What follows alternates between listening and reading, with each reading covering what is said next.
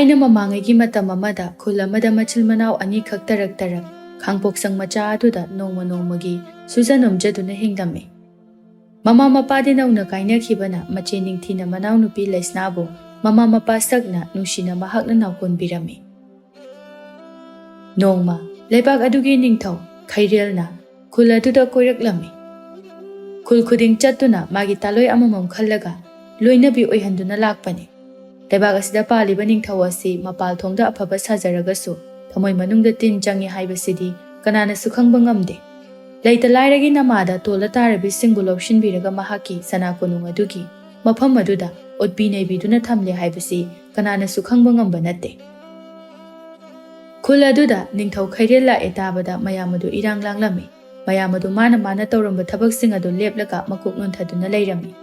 Ningthisu phigi langlauruba halaklaga labuk phauduna lakpada masu mayamdugi marakta yaurami. Ningthou Kheirel su sasenaba minok noklaga achamba midyengda makuk nunthaduna leiriba mayam adu mathang yenglaklami. Sum yenglakpada Ningthigi mapa hek yaurakpada midyeng adu chap lepi. Ningthigi koktagina ton phawba leplaga yenglai. Aduga Ningthou Kheirel du Ningthigi managda tapna laklaga leptuna tapna ingna wangang lai. Ibema Ningthi du masado ithak thakat khrabani. Lebak sigi Ningthou manakta changsilaklaga leplakpa aduda. Adubu makokti nongkhatabida masu tapna khumlai. Takpiyu lai Ningthou. Ningthou Kheirel du Ningthigi mataw aduda nokfekta su tawraktuna. Nangi namingdi kari kawi? Ningthi sana kawi lai Ningthou. Ipa imadi kari hotnari nachinanaw na kayano.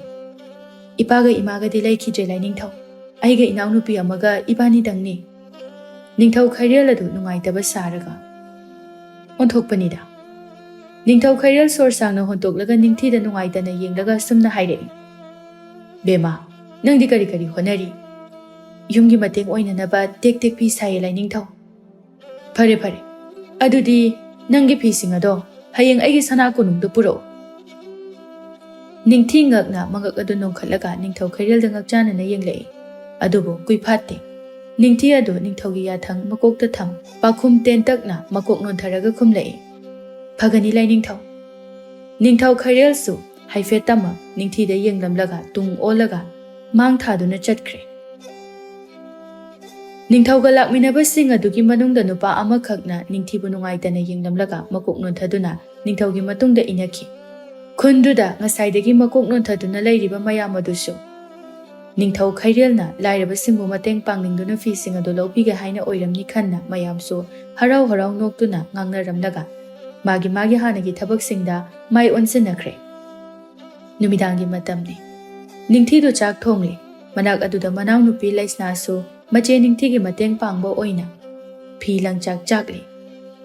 Iche kaidawrage hayengdi sanakonung kani haisibu ichebu kamai tawdoino. Lai Ningthouna aikoigi phi singse puro haibasida aidi yamna thajadi ye iche.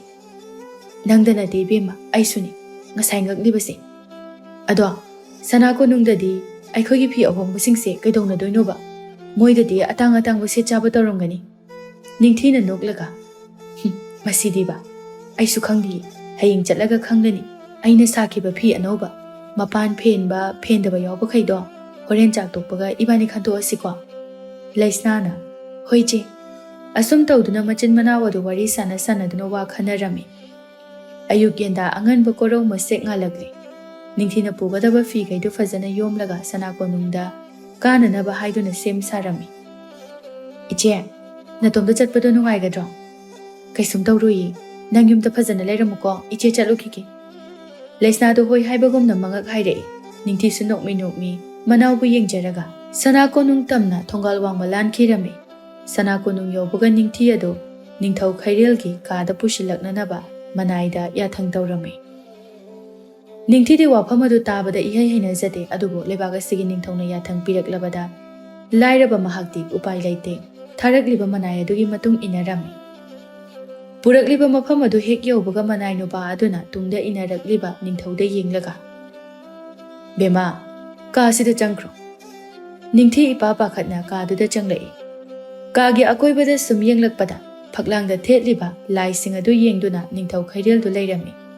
Ningthida yenglaktabi wa tapna haiba haurai. Khairelna puraklabra.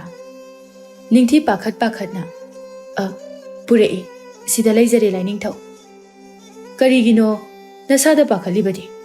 Asi hairaga phaglangda theliba lai aduda yenglamlaba mityeng adu na thairaga Ningthida yenglai. Ningthidu Ningthou Kheirelgi michanaba ngamdabadagi makok adu nonthaki. Khaireldo Ningthi tamna laklaga liplai. Ningthidi khongkap ama ani hanthai. Ningthou Kheirelna machin khalaga noklaga na sunpikna wa hairai. Laimarinbigi pham kaningdabranina. Wa koithoktabi phatekta hairakpaduda Ningthidu ngakna Kheirelda yenglai. Khairel amukasu makha tarai. Lairabana pik thalaba laibak asida sakta juda watrabi nahakna lairaba punsida loikibado Ningthau aihakna pamdabagini. Aigi loinabi lairiba laimarembi pham kariba singsu inakta laibadagi makala amna ngathoidana hinglibase masi uraga nang kalakchadabra. Wado haiba loidringai Ningthina khupakna tharai. Mamit ngaksangang Ningthauda sauna yenglamlaga wa makha tadabida makhuta pairiba phising adu tasilaga ka adudagi sahum naina thoki. Ningthi hek thokraba matungda thongjilda leplamba manai nupa adu Ningthaugi manakta prap changsalai. Manai nupa adu chin hek kanglakpaga Ningthou Kheirelna fathatuna wa hairai. Ngasigi thaudokse sana konungda lairiba mioi pumbada wa lawhanganu. Laimarembi singsu tahanba yade. Nakong ani suhalaba ahakpa chairak pigani haibase nasana khangju. Changlakliba manai nupa adudi Kheirelgi mataw aduda akibana pik thanle thak ningna khomlai. Phagani lai Ningthau nanai nakong ani suhanjaroi. Asi haiduna makhulona duna haijarami. Somdana yum hek yobaga Ningthi adu kada prap changlai. Laisna so inkolda ising chairambani. Machegi sakpham kaina changlaklibadu ubada masu tawramba thabak adu thadoklaga ka aduda changlai. Ningthidu phamungda phamduna mangduna lairami.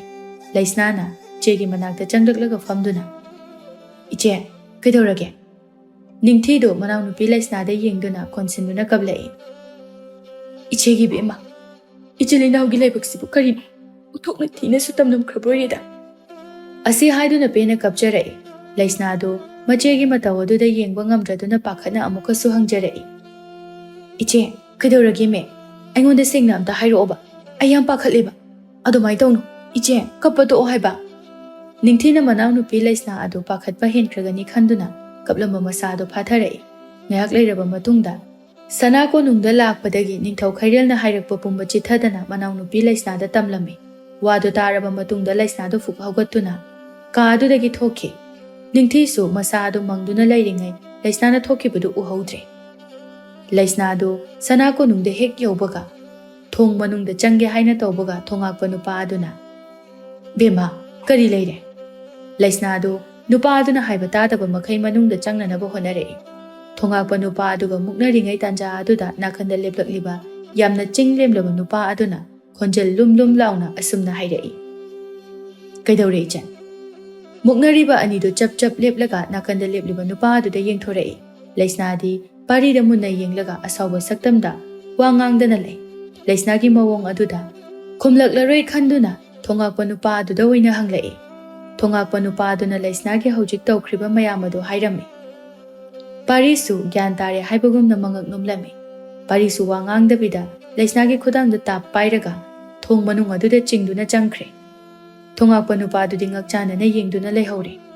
Sana konungda lairiba mafam adu aduki matik chawkhre. Sum changlakpada sana konung adugi nakanda leikol lairiba aduda Laisnabu pusilai. Hek yobaga Laisnana parina magi pairiba khudang adu phatlauna kanthoi. Laisna nakanda onthoklaga asawba saktamda ibani toknarasi. Pari ngakchandana kainu nang haidubo maramdo aingoda hangakanu ai hingningbasu poktre. Ichedugiro nangna ibani toknarasi haise. Laisna ngakna parida yenglai. Maja ibungo. Numit aduda Ningthou Kheirelna Ningthida fi puro haiduna yathang tawtharamlaba matungda Ningthida nungaitana yenglamlaba nupa adu atai kana sunate. Laibak asigi hana Ningthou oiramba laiwaikraba mapabung Sudirgi loinabi atombigi machanupa parini. Laisnana wahang amaga loinana yenglakliba midyeng adu khangladuna parina makha tarai. Aisu loina khangi. Iyambana ningthau oirubana ai karisu tauba ngamkidabani. Aidi adomi machani haiduna namtharaga thambibani. Nangsu khangliba natra. Aduga nangna siga mari leina halaga ibani toknarese hariba karigini. Laisna sauna. Noigi sanako nungda chatnariba lichat sajase. Ai pamje. Mapal thongdana ama, manungdana ama. Wado makha tadringaida Laisnagi sagan ado makhut ani changduna paiduna niklaga piroinaba mityeng yengduna honjel nikli parina hairei. Aidi nusidabra. Hayo.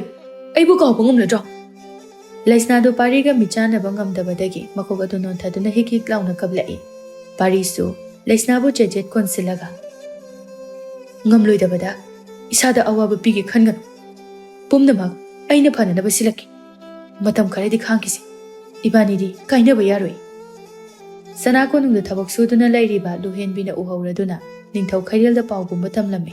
Ningthou Kheirel so wakhal ama laktuna lalong pumba yadkhre. Laisna do mayum hek yobaga kada changlakpada Ningthi do machi lengdabida mangduna lairame. Laisna nungaitana yengdaga macheda masanomduna kaurai. Ningthi do wakhal lakladuna Laisna da yengdaga. Kai aidi Laisna na mache Ningthi gi mamai aduda makhut ani changduna pairaga mache Ningthi bu nushina yengdaga. Iche wakhal hena khanjiluranu. Iche na sumaina tawbase nanawa yengba ngamde. Isona tamba mamaina lakjarani. Lainingthau so matang matamgi matungina awapamda soidana tarakani. Matam adu yaudriba phawba aikhoi kha chiktuna khangkise. Laisna na Ningthi bu themjinbiduna potha halame. Ningthi di Laisna ga majai bungo pari ga mari lene habisu khangde. Sigi wapam ase mache Ningthi da tamlurabadi mache na yaningloi. Thak nembana awangbuda lami khankini khanduna tamkide. Majai bungo pari di khulasida toina laklame. Nongma Laisna na pukrida ising soklingai da thengnakhibani. Laisna di majai bungo pari na nungsi phongtoklabasu ahanbadadi yakhide adubu sanako nungda mabu karamba midyengda kari phibamda thambigi khanglakpadagi Laisna na majai bungo pari bu nungsiba phawraktuna yakhibani. Somdana khuladuga thangnaba pakhang ama yengbada kayagi matik phajamanbana Laisabi kayana mangonda ikai na nungsi phongtoklame. Adubu sakhen mahakna yaba kauba laikhide. Nongmadi sakhen na mamanaba korau khoida laklame. Sumangda leblaka korau bu kaurai. Tanja aduda mamanaba korau gi loinabi sunidu thoraklame. Haima tada lingbirei. Asi haina phida tharame. Sakhen su phida aduda famlaga sunigi pakhum pirei. Hoi ado itau bu laikhibro. Laye hojikta labuktagi karakpada ngai ai kauthokjarake. Tada ngahaktang phambiramu. Sakhen su hoi haiduna mangaknum lai. Ngaihaki matungda korau su imungdagi thoraklame. Sakhen ubaga harau kaujarei. Nahan khaidi sak ujagi khanbase sungphang phangkidraba asuk chinkhrabai taw ama lengthokpirakpa sibu karina thaugal tawjagani.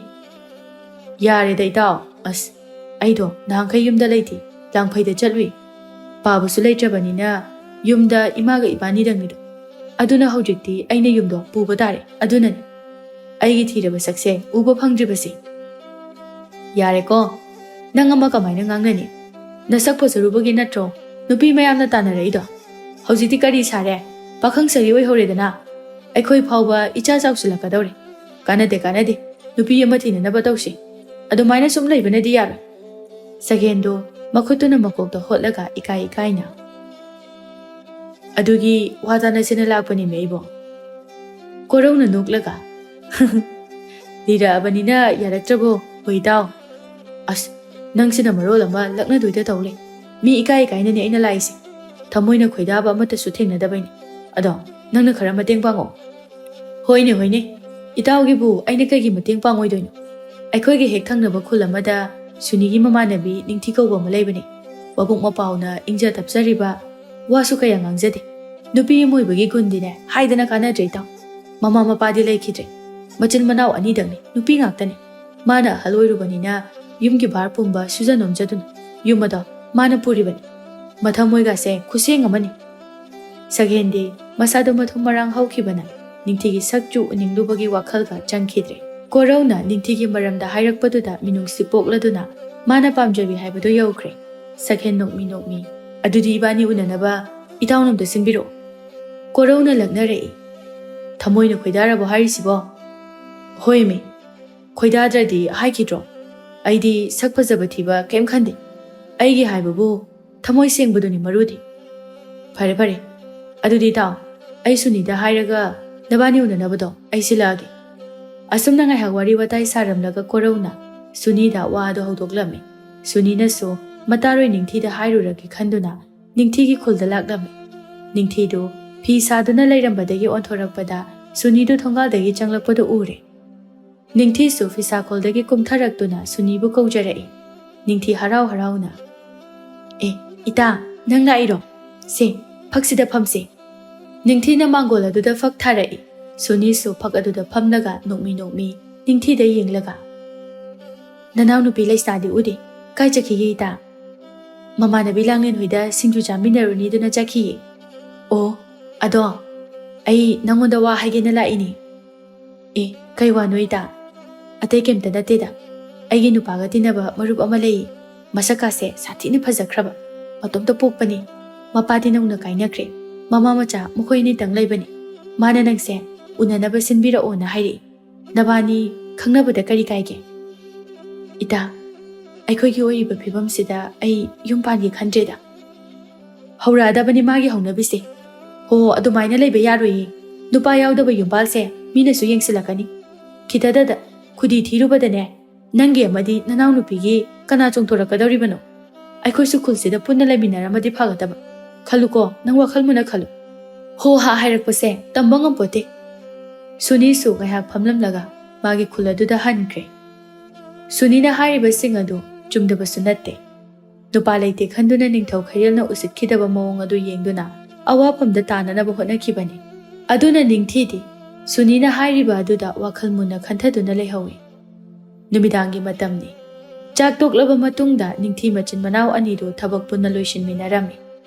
Ngaihaki matungda thabak loiraduna tumnanaba kada changlai. Kangkhal khanduna anidu hipna wari sanarami. Laisnana. Iche, aisu sumaina sum laibadi yaroi. Aisu kona malauraga phi saba hauragi. Hoi. Aisu indom chamem chahoida nangi kona malaunanaba ngangnaragadi thamlabani.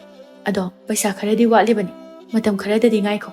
Laisnadi mache Ningthida majaibungo pari mabanigi wari asi haisira hairuisira chamamnaraga leiringaida Ningthina Laisnada kaurei. Laisna kai haige che Sunina ngasai laktuna haikhiba mayamadu Laisnada tamlami. Laisna su harau macheda. Iche Sunina hairibado nang yaro chumsu chumi. Aikhoidi nupa yaudabanina mina yamna usite. Itaidu leizarabadi akhoigisu makalamna hingba ngamlani. Ningthidu sora matang hondoklaga Laisnada yenglaga tabna hairei. Madu phana oidunasu. Nangdi karamna yumsida leihogani. Nangi tangtaba makhangriba phawba iche yum pankiroi. Laisna so haipam tawphum khangkhide. Masa adu wa phumduna leiba se hainaraktabadagi mache Ningthida hairage lepkhre. Kaidaurage mangduna leirabadi. Laisnana machegi khudang adu chetna pairaklaga mapi ira chena hairei. Iche nanawna haijaribase lanadi khanbiganuko. Ningthidi Laisnana tawrakliba matawaduda ngakre. Laisna wa makha tarei. Aido majaibungo pariga mari leinare. Icheda pawase nanawna tamba kizaduna lakpani. Nanawai bungak biyo iche. Adubo ai majaibungo paribudi yamna nungsi. Aina mangonda leitrabasu atopada yumpangi haina khandre iche. Ningthidu Laisnada munna yenglai. Laisnana pairakliba makhut ado chetna mana mupaissilaga manawu nungshina yengduna hairei. Iche loina khangi. Laisnadi ngakpana kham thengkre. Ningthidu numit aduda thokibadu mari ningsinglai. Ningthou Kheirelna Ningthibu magi sana konungda laknanaba kaurami. Ningthina ahanbada yakhide. Adubu manaw nupi Laisnagi matangdani hairakpadagi kari leibano haibado khangdokluragi khanduna sana konungda laklami. Numit aduda Laisna su mamanabi hoida chak chaminarage hairamlaga thokiba matamni. Sana konungda changlakpada Ningthou Kheirel adu Tangbal aduda famduna lairik ama yenglambani. Ningthi lakpadu urakpadagi kausilai. Laimarembi atombi adusu Ningthou Kheirelgi nakanda thariba tangbal aduda famduna lairi. Ningthi adu changsalakpaga makok nontaduna bebar ulame. Ningthi tapna kari takpigadabanu lai Ningthou. Nanai aihakpu kaubibabo. Ningthou Kheirelna takpigadaba nate. Nasana khangduna lairaba wafamnine. Ningthi nontharambadagi ngakna Ningthou Kheirelda yenglai. Aduda lairamliba Ningthougi manai khakta natana laimarembi atombi adusu pulap ngakna Ningthou Kheirelda yenglai. Ningthou Kheirel adu makha samtharai. Ningthou Kheirelna lairaba pidat padat panoina aige hek pokminadaba oirabasu aina luna thamjaba mani mukta gumlaba aige inau pari ase munnanaba nanau nupi sakenbi aphaubi aduna lang thaknanaba honarakliba karigino laimarembi atombi adusu Ningthou Kheirelgi wangang aduda yaningdraduna karino takpiribadubo lai Ningthou adugumba wahai wata sizinabigano aikoine hingba ngamlibase Leibak praja miyamna nungsibagini atopa leibakna khangkhrabadi lai Ningthoubu wado makha taba loidringaida Ningthou Kheirel adu asawbaga loinana nangsu pidat padat pagi imungdagi horakpani michang changliba natro Ningthou aina laimarembi pham haplibase Ningthou aigi chinthakta khumnanaba nate Ningthou Kheirelna asawba phathaba ngamlaktabadagi magi loinabi atombi laimarembi aduda khupakna thajinki Lairiba mayam adu amuka sungaknare ngasaidagi tumina yengduna lairamba majaibungo parisu sawbana maye hauduna makhutna pairakliba thangsang aduna yalage haibagi matagum changsilakpa aduda aduaida lairiba mayam adu majaibungo paribu khamtokli pari sauna mayamba amana manawo mabu minungsi thambagi mahutta pokminade haiduna aigi wakhalo nongma tangbikibra sanako nunga sida aibu hanthana yengduna tuhad piraga lakpani atomi machane haiduna Itai malay marembi singbusu mapal thongda minungsi utlaga sanako nung manung asida otpiba naibi mitchina kayam kuina khangduna yengko haibana ai khangbagi pangalado ngasidi loisilakle Ningthou Kheireldi pokminadaba manaw nupana hairakpada magi yengnaba oina khankhre Ningthou Kheirelna mabu hananaba hotnai haibagi damakta majaibungo paribusu kaisum sangda thamjinbikre oirakleba phibam mayam adu ningthi dingakpana kham thengkhre Amu majaibungo parigi khanbada nungaijaramde lairaba mahakti kariso haiba ngamdana mafam adudagi wangangdana thoraki Ningthou Kheirel so asawbana ningthi chatkiba khotkiba khanghaudre sanako nung manung aduda lairiba mayam adu irang langlammi laisnadi numit aduda thokiba adu madi inau nobo oina tare mamangda machegi maramda unakiba adudagi makhatana mahaka majaibungo pariga unaraktribani mapiso lepa laitana tup tup tare Ningthina Lairaba ikhoidi makhoiga manaba yadabana karisu thoba ngam aduna ichena nafamda wa ase losilagi khanduna haidoktana lakpani ichesu nangna majaibungo paribu kayagi matik nungsijabage haibado ichena khangbadagi wafam ase nangonda khanghaladabani iche hayeng maksana ko nungda chadu se iche ai maya muningi ma kari phibamda lairamgani ase haiduna laisnadu pena pena kapthorai Ningthisu themba yaba themle adubu laisnadi kappato khidre ahingduma samna haukhirami laisnana giri giri taglakpadagi ningthi adu tawfam khangdraduna punna sanako nungda laklami hek yobaga ani du thongakpa nupa aduna Ningthou Kheirelda ayaba lawraki ge haiduna changkhirami thongakpa nupa adu hek thoglakpaga makhoi anida ibema noi ani punna changba yaroi hairi Lainingthouna ama changhalo amana Lainingthougi manakta lao haina takpirai Manau nupi laisnagi mataw adu yengba ngamdraduna ningthina simna hairei phare khora ayoina Lainingthougi manakta changlage inau nupi asina majaibungogi manakta pubiro laisna adu macheda tingak tingak pakhana yenglai ningthi do kaisu tawroi haibagi matagumna mangak adu hairei asumna thongakpaduna laisnabu majaibungo parina leiba kaisum sang adu pukhirami ningthi su sor sangna amuktang hontoklaga Ningthou Kheirelgi manakta laklami Somdana sakhendo ningthina mabu unaba yabagi ayaba piraktaba aduda ma masa oina ningthibu unarurage khanduna mamanaba korauga punna lakminabani ningthiga laisnaga chatpa uba aduda mapanina matungna tanarai sanako nung hek changkhibaga sakhena korauda Kaino, machi manausina sana konungda changkrisiba. Khangdini aisho, manung changmuse hairo. Ngaiko, ngahakta ngaikisi. Sumaina phachangsilubusu nungaide. Anidu fana kuina ngairami. Ngaihaki matungda khunja pumba huptuna sana konungda praploina chensinkirami. Madu ubada anidusu thintaba tawdana sana konung manungda mayamna chensinkriba maikai aduda yausinaraklami. Sana konung manung hek yaurakpaga Ningthou Kheirel adu machinda I taiduna thawai yaudraba hakchangumna taduna lairami. Nakandana sana konung asida thabak suduna lairiba luhen bisu taduna machimbanda I othoktuna ngahak asumna tawramlaga maso taibangpal thadokirami. Pau sitabadagi machaibunga paribusu manaisingna kaisum sangdagi thadokpiduna laisnaga punna sana konung manung aduda changlaklami. Ngaihaki mamangda ningthi adu sana konung manungda changlakpa matam aduda kanasu lairamde. Supnatagi mafam aduda thabak subi luhenbina nok-noktuna yenghaidaba phibamda lairami. Ningthidi sengkraba sana konung asida Ningthou Kheirelna mangthoklamba adu ubada hainadaba poklami. Tanja aduda luhenbidu mafi semna ningthida haifet yenglamlaga Ningthou Kheirelda onsilaktuna nokmi wa hairaklami.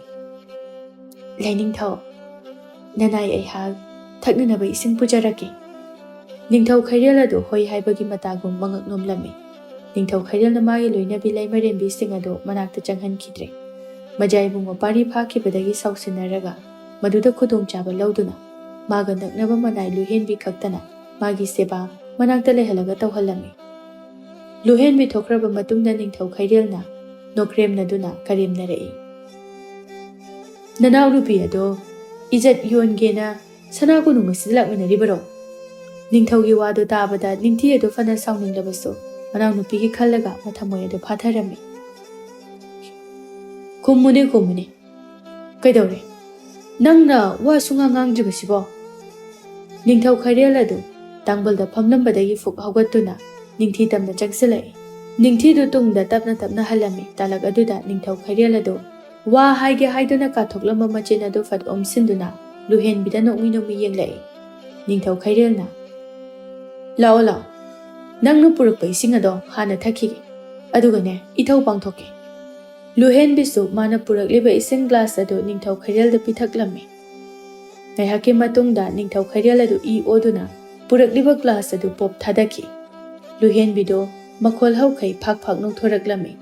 Noklambadagi Ningthou Kheirelda asauba mityengda yengduna hojikti khanglabra ha China do kari phau konung asida leita lairabana maram oiraga thabak sujaduna ichil inau yumpuduna hingjarakpani aduga Ningthou nangna namduna aigi amata ngairaba ichib achikpa tanja lauduna ijat lekha tahanduna hatokpiki aduga matomta sijabani haiduna mayamda unchaibikib matam aduda aina karisu pangal thokpa ngamkhide aduna ngasidi aina phattabagi saknon lawrakliba ase ichegi laman khumge khanduna kha chikduna khanglakpani api adusu sinthaba leptana mathakta yengkhalaklaga makhatana hairai.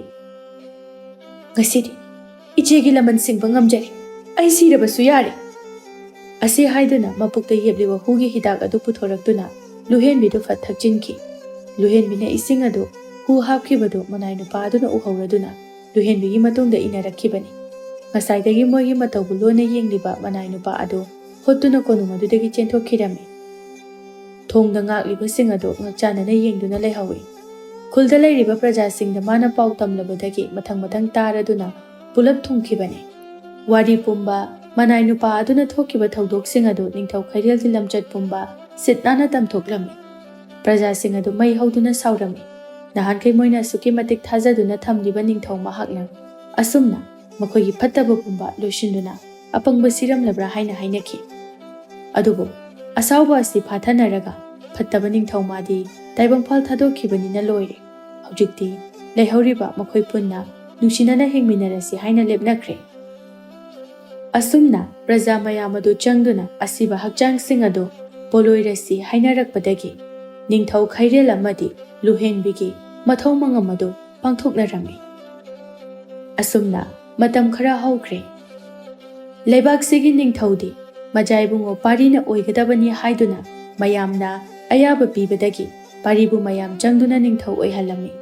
Laisnasu majaibungo parina ꯅꯤꯡꯊꯧ ꯑꯣꯏꯔꯕ ꯃꯇꯨꯡ ꯂꯩꯃꯔꯦꯝꯕꯤ ꯃꯤꯡꯊꯣꯜ ꯄꯤꯕꯤꯗꯨꯅ ꯅꯤꯡꯊꯧ ꯄꯥꯔꯤꯒꯤ ꯇꯥꯂꯣꯏ ꯂꯩꯃꯔꯦꯝꯕꯤ ꯂꯩꯁꯅꯥꯅ ꯑꯣꯏꯖꯈꯤ꯫ ꯃꯅꯥꯎꯅꯨꯄꯤ ꯂꯩꯁꯅꯥꯅ ꯃꯐꯝ ꯆꯥꯅ ꯃꯌꯨꯝ ꯄꯥꯟꯈ꯭ꯔꯕꯗ ꯁꯨꯅꯤꯒ ꯀꯣꯔꯧꯒꯅ ꯇꯛꯃꯟꯕꯗꯒꯤ ꯃꯥꯁꯨ ꯋꯥꯈꯜ ꯈꯟꯊꯔꯛꯇꯨꯅ ꯁꯛꯍꯦꯟꯒ ꯎꯅꯔꯨꯔꯒ ꯈꯪꯅꯗꯨꯅ ꯅꯨꯡꯁꯤꯅꯈꯤ꯫ ꯊꯃꯣꯏ ꯇꯤꯟꯅꯕ ꯍꯥꯏꯕꯗꯨ ꯑꯣꯏꯔꯨꯕꯅ ꯉꯁꯤꯗꯤ ꯅꯤꯡꯊꯤꯁꯨ ꯁꯛꯍꯦꯟꯒ ꯅꯨꯡꯁꯤ ꯄꯟꯊꯨꯡ ꯌꯧꯃꯤꯟꯅꯔꯒ ꯌꯨꯝꯕꯥꯟꯃꯤꯟꯅꯗꯨꯅ ꯅꯨꯡꯉꯥꯏꯅ ꯄꯥꯟꯈꯤ꯫